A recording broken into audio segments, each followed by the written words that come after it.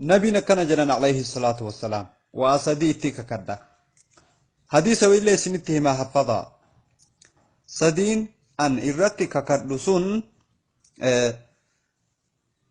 وان إرتو قبيني قبرتشا صدقرا فكينياف osoo kuma qabaatee keessaa riyaala 10 yookaan 20 sadaqattee riyaala 980 yookaan 990 na jalaa deebite dir'atte hin jedhin wallahi rabbiin bakka sii buusa kuno hadiisatu jedha itti kakadde waan dir'atu qabeenyi gabrichaa sadaqarraa rabbiilleen yoo sadaqattan bakka isinii buusaa jedha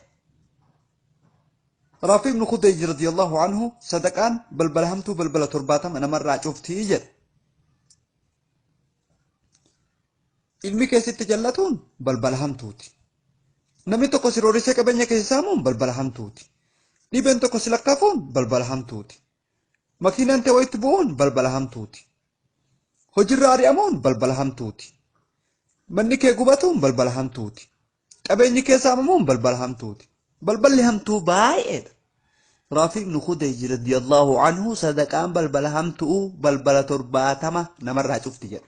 Rabbiin sababa sadaqaa sirraa cufa. Irra caaltuun sadaqaa immoo sadaqaa nama yootti sadaqatan.